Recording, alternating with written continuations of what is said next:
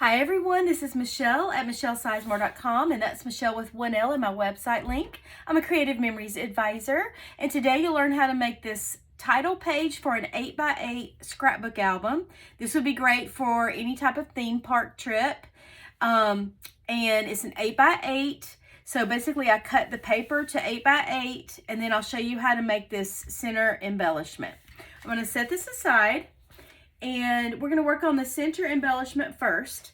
Now this is everything that I use to make this project. I just put it in one plastic folder that we have. It's totally enclosed on all sides but open at the top. Has a little tab where you can write what's in it if you like. I didn't write anything on here because this is just a temporary holding place for these items, and then when I get done with this project I'll put what's I'm going to do for my next video in here. So I'm going to pull everything out and just show you what I used. So this is the paper. It comes with the Adventure Parks collection. These are the embellishments that come with the Adventure Parks collection. And then I use blue cardstock, this is a scrap, and white cardstock. Okay? And I put little notes on here to remind me what size circles to use. So I'm going to grab my custom cutting system so we can make this white and blue circle. These white and blue circles, I should say. Now, this white circle is the size. I use the number 2 template, and this is the number 2 guide. Let me put this on some white paper so you can see it better. So y'all, this has all kinds of adhesive and stuff on it. I need to clean this off really bad, but sorry I grabbed the wrong one. Okay, so I put these numbers on here, just sticker numbers to match them up. So basically this one goes with this guide, and the way you know that is because the black line that goes all the way around here, there's a black line that goes around here, and a black line that goes right on the inside. That matches up with the template, with the outside and the inside edge of the template. So that's what the black line is for. And then these lines, just so you don't get confused, it's really easy once you know what they mean. The red line just means you cut with the red blade. The green line just means you cut with the green blade. And the blue line just means you cut with the blue blade, because they're offset a little, so one is a little bit bigger than the other one, so they're the perfect size to map behind one another.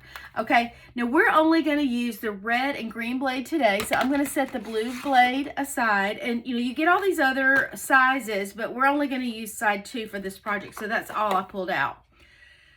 Okay, so basically I want to cut a circle the size of this one, which means I use this with the red blade on the outside edge, because that's what matches up with the size I need.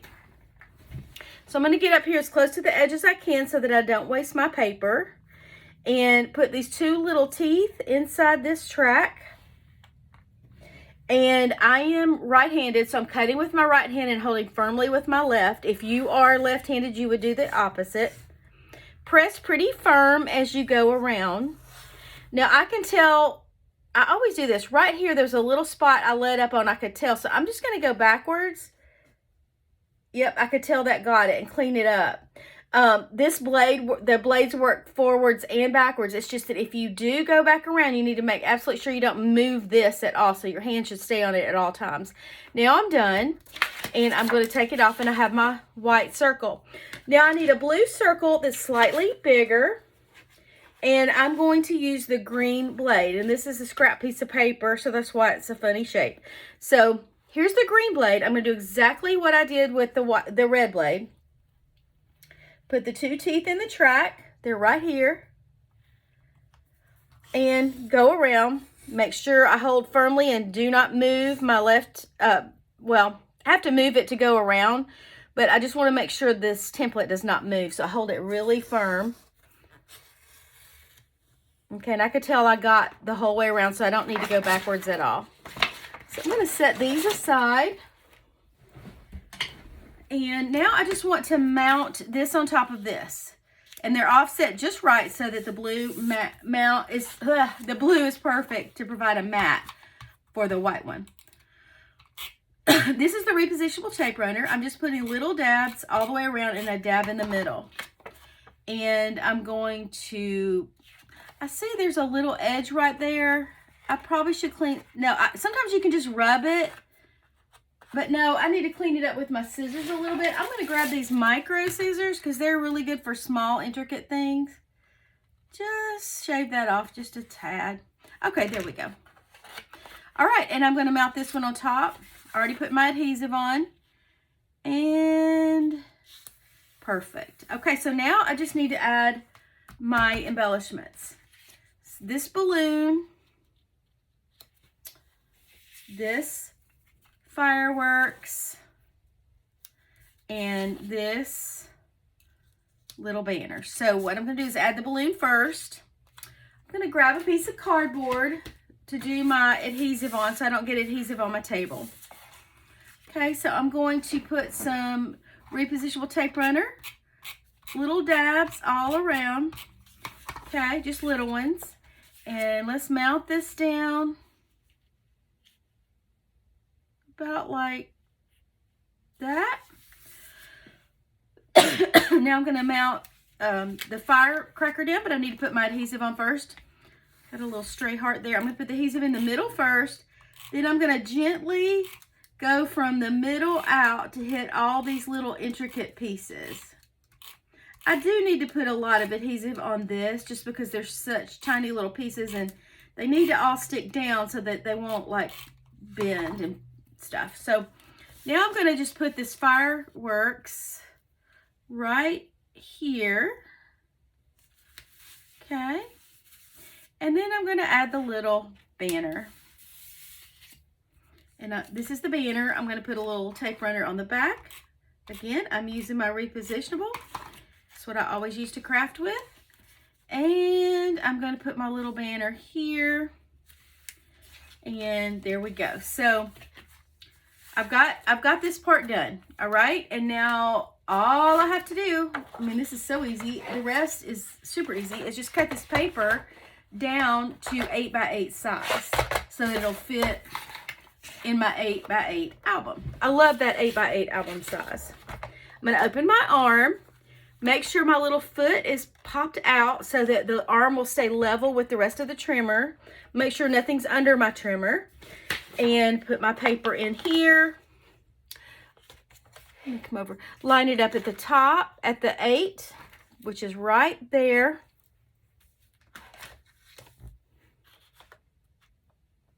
Make sure it's straight all the way across. Press with the palm of my hand. I've got the straight blade in there. Save this for other things. This would be great to cut in strips to make borders and things, or lots of different things with it. Now I want to put it on the 8 again and do the same thing. I just flipped it one way. It's on the 8, straight at the top, and cut. So I have my 8x8 piece of paper. Then I just put my embellishment on top.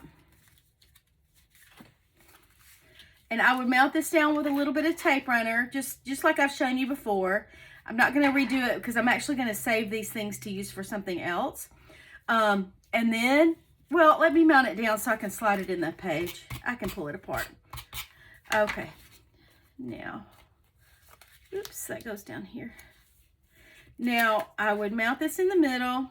You could slant it if you want. Oh, it makes more sense to go this way because of the words. And then just gently press down to make it stick. And then, I'll set this aside. What I've done is I put it inside of a, let me put some cardboard under here so some of you can see it. It's a side-loading sleeve, which is a page. It fits into our Creative Memories album like all of our other pages. The staples are in the same place they're in for the 12x12 book. So you could actually put this in alongside a 12x12 page and it would flip through if you wanted.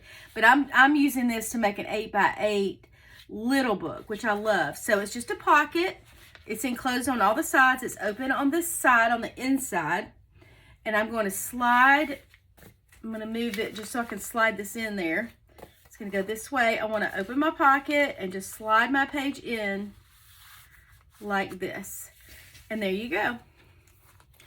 that's easy. Now, I had mounted it on top of a piece of white cardstock just to give it a little weight in here to make it a little bit more firm. But you don't have to do that. If you didn't want to put it on white cardstock, you could actually scrap on the back of that piece of paper. And once you put it in the pocket, you would see it from both sides. But I chose to put it on the white, and then on the back, I'm gonna, put something else on the back and another paper, or I could just scrap straight on this white page. So that's an easy way to make a very simple title page for an 8x8 album for a theme park. Thanks for watching my video and hope you have a wonderful day.